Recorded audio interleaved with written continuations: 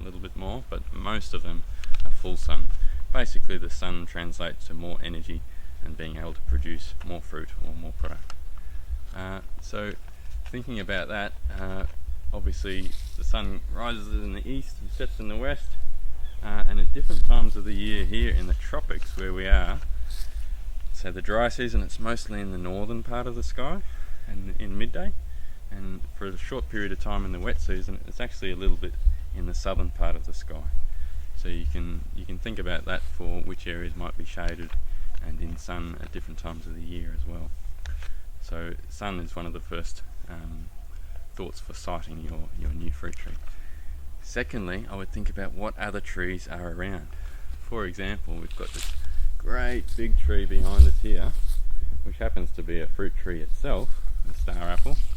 But for a large tree like that, the root system can go a long way under the ground, 10 meters, 20 meters, even possibly more, and either steal all the nutrients out of the soil where you want to plant your new tree, or can constrict and like choke up the root system of the new tree.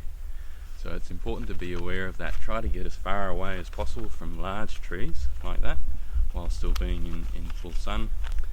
And if you can't get away, it is possible to dig down and put in some sort of barrier, like a root barrier. You can dig down, say 30 centimeters or maybe half a meter if you can manage it, and put in some sort of barrier like a tough plastic or possibly even metal, but that would probably rust over time. Continuing with that, in the dry season you'll find that some trees and some tropical fruit trees, particularly from a wet tropics climate where they originate from, will need some protection in the dry season. In Darwin we have a wet dry season changeover, so those trees from the wet tropics regions are not adapted to deal with our dry season, and particularly in the dry season we often get southeasterly winds, which are the hot dry ones coming from inland.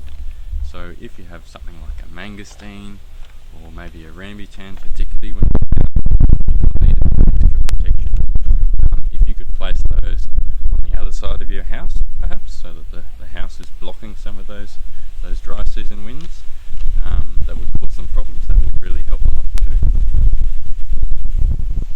Palm trees are a really big one too, with the root invasion on the site where you want to plant a new tree. Apart from choking a plant, the palm trees really suck all the nutrients out of the ground. So we really would recommend, if it's possible, to get rid of those palm trees.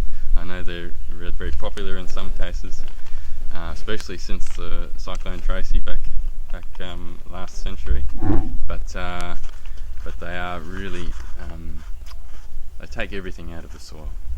So if you can get rid of those and really work on building up the soil with lots of organic matter and good nutrients, then that will help a lot in the establishment of a new tree.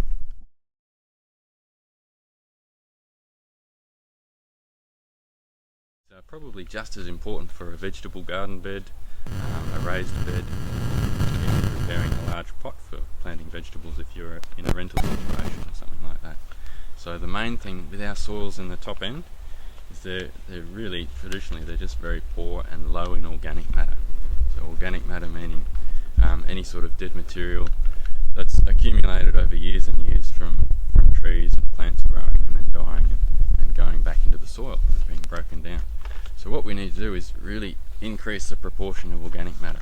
So you can do that by adding manure as one of the popular ones, compost, which you can produce at home easily, and even lawn clippings, green waste such as prunings and that from your ornamental garden. Anything that was once living can be mulched and composted and go into improving the organic matter in your soil. So don't throw it away, keep it and use it. So in doing that, adding organic matter to the soil, we're really fostering the soil biology and the health of the soil. So all those little critters, microbes, bacteria, fungi, and nematodes, all sorts of things that help to break down the soil and recycle nutrients in the soil.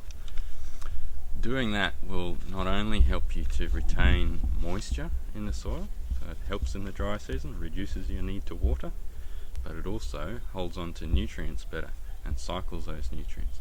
So if you fertilise, you don't have to do that quite as frequently either, and it's more efficient in making use of that fertiliser for your plants.